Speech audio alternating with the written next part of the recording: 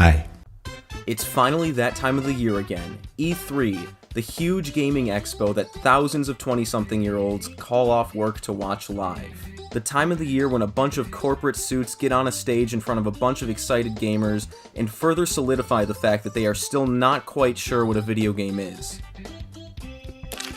Sometimes they'll even announce a few new games here and there when they aren't doing stuff like this. Everyone do it with me. Wow. Video games, they've been, I chase that money. Apparently it's 420 in this bitch. You ever wonder what the bottom of an Avatar shoe looks like? Well, bam! There it is. But all jokes aside, I am really excited for this year's E3, specifically Nintendo's show on June 11th. I'm expecting Nintendo's E3 Direct to be a bit different this year. This year we saw Nintendo of America's president, Reggie Fils-Aimé, retire from the company. Reggie, you can't be in the tournament. You're Reggie. You work for Nintendo. Not anymore! Reggie has played a starring role in pretty much every single one of Nintendo's E3 conferences up until this point. So now I'm curious to see how they will fill the massive Reggie-shaped void in this Direct. Will we see Doug Bowser pick up the reins and attempt to become the new face of Nintendo of America like Reggie was? Or will he take a more hands-off approach and let the game developers speak for themselves? Either way, I'm excited. And speaking of filling voids, let's talk about some game announcements. 皆さん、こんにちは。任天堂の開発のステロイドプライム4についてお伝えします。 Earlier this year, it was announced that development on Metroid Prime 4 was starting over from scratch, as the game had been handed back over to the team behind the original Metroid Prime trilogy, Retro Studios. Metroid Prime 4 was going to be an important holiday title for Nintendo. What I'm wondering now is how will Nintendo fill that gap left behind by Metroid Prime 4 and still meet their financial goals for 2019? Will they announce as many new games as people are hoping for? Or do we already know most of this year's lineup from previous Nintendo Directs? Are some of these previously announced games actually coming out this year? Well, we don't know until E3.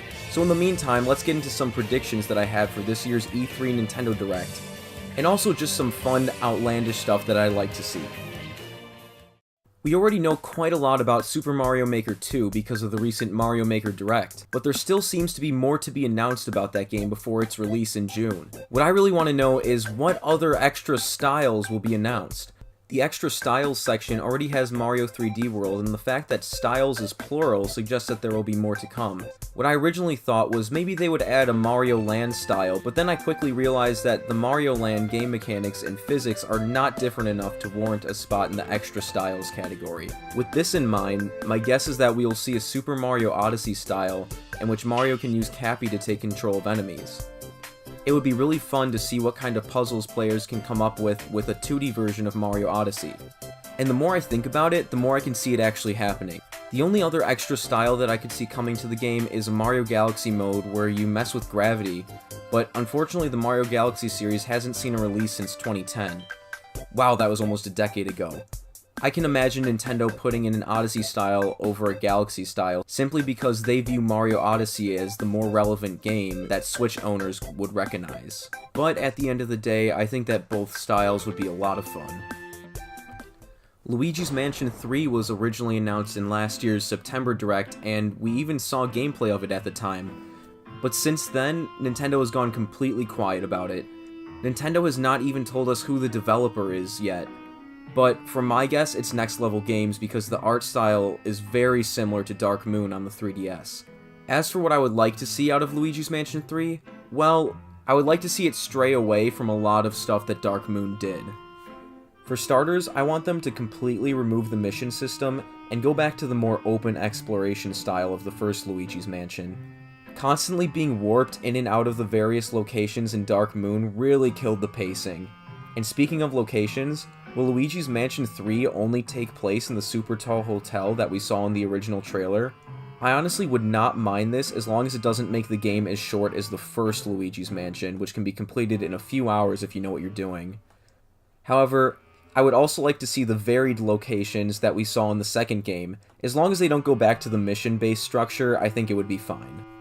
Also, I think that some form of multiplayer, like what they added in the second game, would be a nice addition. Whether they keep it as a side mode like in Dark Moon or allow you to play through the story with a friend, I think either one would be a nice distraction from the single-player campaign. But if they did end up doing the latter, they would need to design the game to be fun if you choose to play alone, because usually games designed for multiplayer end up not being very fun to play by yourself. But I guess they made it work with the 3DS port of the first Luigi's Mansion, so I'm looking forward to whatever they end up doing with it. Next up, we have Animal Crossing for Switch, which is apparently still slated for this year, I think? Nintendo has gone quiet on this title as well, and unlike Luigi's Mansion 3, we have not seen any gameplay of this title. So, when thinking of ways that they could make this entry in the Animal Crossing series stand out, the idea of new ways to make money in-game came to mind. So, whenever you start a new Animal Crossing game, the first thing you do is usually scavenge fruit from trees and seashells on the beach to sell them and earn a little cash. New Leaf let the player be mayor, but all that really did was give you more things to spend money on instead of making money back. And after building all of the shops, you kind of run out of meaningful things to work towards. You can only ask your villagers to help you build bridges and park benches so many times before they get sick of you and vote you out of office. What if in this new Animal Crossing game, they expanded on the turnip stock market where the value of turnips go up and down as time goes on? Maybe give the player the ability to farm like in a Harvest Moon game. There could be a gardening shop just like in New Leaf, but instead of buying seeds for flowers and trees that are really just used to decorate your town, the garden shop could offer seeds for various crops that could be grown and sold at varying prices. Maybe they could even have a newsletter that gets sent out every week saying what fruits or vegetables are the hot commodity among your villagers so that you could stock up on, let's say, tomatoes, and then sell them off to make a big profit at the end of the week. It might make the game too close to Harvest Moon, but I think it would add extra incentive to log in and check on your town every day. Plus, there hasn't been a good Harvest Moon game in so long, so I do not think that adding farming elements to Animal Crossing would be stepping on the toes of Harvest Moon fans. If anything, I think they would be all for it. In addition to farming, some kind of shop management mode would be another fun way to make money in-game. It could even be something as simple as selling your crops at a farmer's market if the whole farming thing becomes a reality. The more you sell, the more you can expand your shop, and you'll eventually attract customers from your friends' towns. Maybe there could be crops that could only be found in your town, and you can trade with your friends online. The more I think about it, the more I actually want to see farming come to the next Animal Crossing game, because I feel like that extra layer of depth could get the game to hold my attention for a longer period of time, and I'm sure that there are some other people out there that feel the same way. I don't really have much to say on Pokemon Sword and Shield because as of right now, it's just looking like another Pokemon game that uses the same models that they've been using from 2013 with X and Y and old low-quality sound effects. Don't get me wrong, I love Pokemon, and I still play every release, but the reuse of assets and lack of innovation in game design has kind of left a bad impression on me in recent years. I'll most likely be giving that topic its own video at some point in the near future, but until then, I hope that whatever we see of Sword and Shield come E3 changes my mind, because right now I'm feeling very underwhelmed. Currently, there are 2 Dragon Quest games coming to Switch this year, Dragon Quest Builders 2 and Dragon Quest XI's. However, there might be news of a third one coming at this year's E3. Back in November of 2018, Square Enix announced that a new Dragon Quest Monsters game is in development, and they did not specify what platform it would be released for. The game will feature younger versions of the Dragon Quest XI protagonists, Eric and Mia, as the main characters in this new entry into the Dragon Quest Monsters side series. I think that another monster collecting game similar to Pokemon would be a perfect fit for the Switch, so I hope that we get more information on this title soon. Other games that we already know about include the Link's Awakening remake for Switch, which looks really good. I love the art style that they went with, but other than that, it's just a remake, so we already know what to expect, so not much to say there. Nintendo has been releasing more info here and there about Fire Emblem Kiss Your Student on the Lips edition, so not much else to say about that either.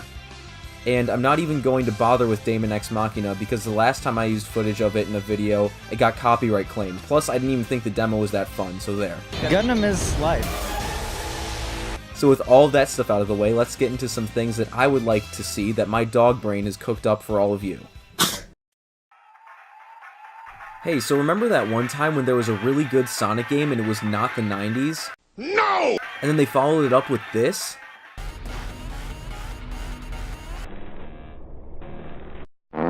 Well, Sega should hire Christian Whitehead and his team to make Sonic Mania 2, because that game is amazing. I would not be surprised if a sequel has been in the works for some time now, as Mania is one of the only Sonic games in recent years to be received really well by critics. So if there really is a sequel being made, all I want are more original levels instead of remakes of old levels. Honestly, I would be happy if it was all original levels created from the ground up by Whitehead and his team, because those people know how to make a good Sonic game.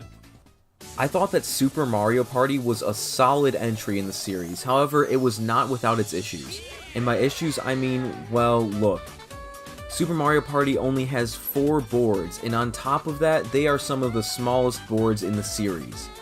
Many of us thought that the game would get some kind of free DLC, just like Nintendo had done with ARMS and the extra year's worth of content added to Mario Tennis Aces for some odd reason. But as of now, we still have nothing new for Super Mario Party. So if this game gets a sequel, I would want to see a larger variety of boards and make the boards just overall bigger in size, because in some ways, these boards are a step down from the very first Mario Party on the Nintendo 64.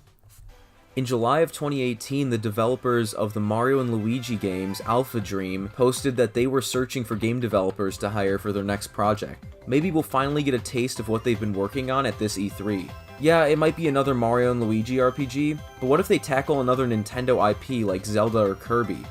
Or even better, the Mother series. Could you imagine the gameplay and fluid sprite animation of the Mario and Luigi series, but set in the Mother universe? I know it'll never happen, but man, I can dream. And speaking of Mario RPGs, a new Paper Mario game on Switch would be great. I've kind of talked about that before, and so have a lot of other people, but I plan to give my own 2 cents on that series in the future. If we do get one announced at this E3, just make it like the first 2, and not like Sticker Star or Color Splash, but I think we all know the drill by now. Lately, I've been in a big Pokemon spin-off mood, as I've been streaming myself playing through the first Pokemon Ranger game on Twitch. Wait. Skitty have run away from Mumsy Wumsy? Either that's incorrect grammar or she has more than one. Okay, there's more than one. I'm here in Pokemon Ranger. We're searching trash cans for Skitty. I really hope she doesn't have more of these Skitties for me to find. I think 3 is enough. I'm honestly gonna be turning the game off. Oh my god. But I really have been thinking about how much fun I have with the Pokemon spin-off games. And ones that always stand out in my mind are the Mystery Dungeon games. So let's see if we get a new Mystery Dungeon game on Switch. It honestly does not have to be anything fancy. There is not much I would want them to change besides, making the game look more like a console experience. But other than that, I thought the latest game in the series, Super Mystery Dungeon on the 3DS, was pretty good, so I would be happy with a sequel similar to that one on the Switch. Alright, so I just have a little hypothetical for you all right here. What if Nintendo announced Pikmin 4 for Switch? Thank you for your attention. Alright, and the final item on my list here is one that Nintendo Switch owners have been vocal about for a while. After getting off the phone with my inside source at Nintendo, I am proud to announce that the highly praised Persona franchise will be stealing hearts on Nintendo Switch in a whole new way. Ladies and gentlemen, say hello to Persona 5 Racing. Hey guys, thanks for listening to me get my hopes up to ultimately be let down at this year's E3. If you liked my voice, consider following me on Twitch where I play games that I plan to make videos about in the future. If you don't like my voice but like my words, consider following me on Twitter where I compare my dogs to Pokemon. And if you want to see more content like this, I guess you could subscribe if you want. Anyways, see you later.